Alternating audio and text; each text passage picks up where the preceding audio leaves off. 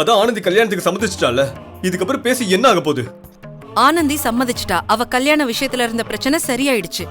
ஆனா உனக்கும் அன்னிக்குமான பிரச்சனை அப்படியே தானே இருக்கு. உங்களுக்குள்ள நீங்க இப்படி ஒருத்தருக்கு ஒருத்தர் மனஸ்தாபத்தோட இருக்கிறது எங்களுக்கு ரொம்ப கஷ்டமா இருக்குடா. அக்கா, அவங்க மனசை கஷ்டப்படுத்தணும்லாம் நான் நினைக்கல.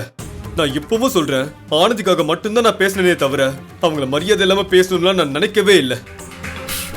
அவங்க தான் நான் என்ன சொன்னாலும் புரிஞ்சுக்காம வேணும்னே என்னை அசிங்கப்படுத்தி அனுப்பிச்சு விடுறாங்க. என்ன டார்கெட் பண்ணி பேசிட்டு இருக்காங்கக்கா.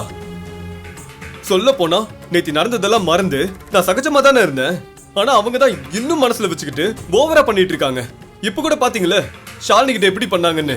அதத்தான் நான் சொல்றேனேடா, அவங்க நேத்து நீ பேசின எதையுமே மறக்கல. சின்ன பையன் நீ, அண்ணின்னு கூட பார்க்காம அவங்கள வாய்க்கு வந்தபடி எல்லாம் பேசிட்டேன்னா அவங்க ரொம்ப வருத்தத்துல இருக்காங்க. அதனாலதான் அவங்க அப்படி ரியாக்ட் பண்றாங்க. நீ மட்டும் கொஞ்சம் விட்டு கொடுத்து போய் அவங்க கிட்ட சாரி கேட்டனா அவங்களும் எல்லாத்தையும் மறந்து சகஜமாயிடுவாங்க. அக்கா, அதை மட்டும் சொல்லாதீங்க. என்னால யாருக்கிட்டையும் மன்னிப்புலாம் கேட்க முடியாது. என்ன பொறுத்த வரைக்கும் நான் பண்ணதுல எந்த தப்பும் இல்ல. நான் ஆனந்திக்காக பேசினத அவங்கள அசிங்கப்படுத்த பேசினது தப்பா புரிஞ்சுக்கிட்டாங்க. அதுக்காகலாம் இறங்கி போக முடியாதுக்கா. டேய் அன்பு, இங்க நீ தப்பு நான் தப்புன்னு பேசிட்டு இருந்தனா கடைசி வரைக்கும் இந்த பிரச்சனைக்கு ஒரு முடிவே வராதுடா. டேய், நான் என்ன சொல்ல வரேன் நீ புரிஞ்சுக்கிட்டாலே நீ இப்படி எல்லாம் யோசிக்கவே மாட்ட. அக்கா, நீங்க தாங்க புரிஞ்சுக்காம பேசிட்டே இருக்கீங்க. நீங்களே சொல்லுங்க, ஆனந்திக்காக நான் பேசினதுல என்ன தப்பு இருக்கு? நீங்களும் என்ன சொன்னீங்க?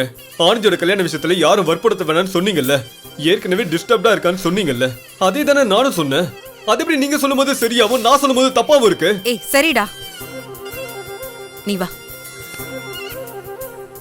உட்காரு.